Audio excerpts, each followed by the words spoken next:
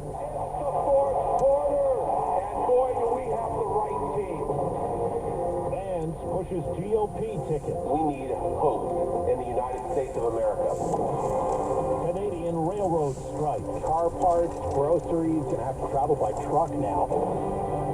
Good morning, I'm Steve Kathan. With the CBS World News Roundup, Vice President Kamala Harris is poised to accept the Democratic presidential nomination tonight. CBS's Nancy Cordes tells us last night at the convention in Chicago, the focus was on her running mate, Tim Walz. It's the honor of my life to accept your nomination for Vice President of the United States. Standing before a sea of Coach Walz signs, the governor of Minnesota led a raucous pep rally for the woman at the top of the ticket. Kamala Harris is tough. Kamala Harris is experienced, and Kamala Harris is ready. He touted his progressive wins as governor the last 6 years, enacting paid family and medical leave and free school breakfast and lunch. While other states were banning books from their schools, we were banishing hunger from ours. The veteran, hunter, and dad of two laid out how he and Harris would govern in the plain-spoken style that helped propel him to the top of her list. When we Democrats talk about freedom, we mean the freedom to make a better life for yourself and the people that you love. Freedom to make your own health care decisions.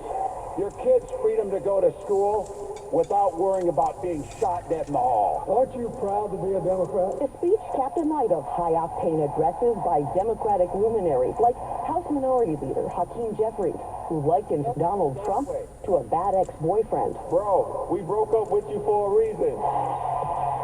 The crowd erupted again when Oprah made a surprise appearance. Let us choose honor and let us choose joy. Let's all choose Kamala Harris.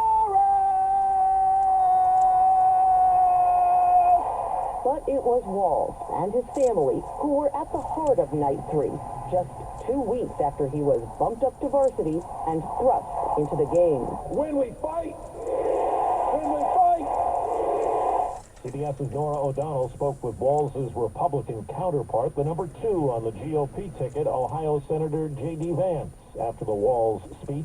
It's so bizarre, Nora, for Tim Walz to say that Donald Trump wants to deliver rising prices for the middle class. What I would have loved to hear from Tim Walz is, here is what Kamala Harris has already done to lower the price of housing or to lower the price of groceries.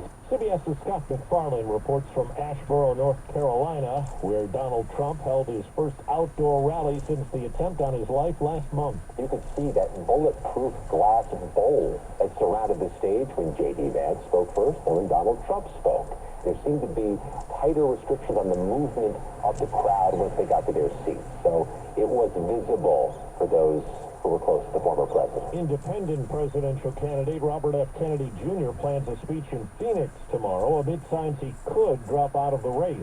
His running mate had suggested earlier that Kennedy might endorse Donald Trump. University of Virginia political scientist Larry Sabato. I don't think Kennedy has the ability to transfer more than a handful of votes, if that. He's lost a lot of credibility in the campaign as new information has come out about him. He's become something of a joke. There was a rail strike this morning in Canada affecting some 10,000 workers. It's pretty quiet along the Canadian National Rail line here in Toronto. Usually it'd be clanging with the sound of freight cars hauling nearly $1 billion worth of goods between the U.S. and Canada daily, but car parts, groceries, even toilet paper is going to have to travel by truck now. The strike will also mean trouble for American farmers who receive 70,000 tons of Canadian fertilizer by rail every single day. Chris Mavrides, CBS News, Toronto. 4 minutes after the hour. Well, that's today's news.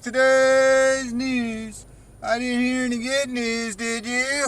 I didn't think so. I guess it's all about perspective. The glass is half full. Well, as always, I'd like to thank you again for coming along with me on these Dash Cam News adventures. You know the drill. Peace, love, and all that hippie jazz. Bye-bye, everybody. It's 68 degrees in Concord, California. 58 degrees.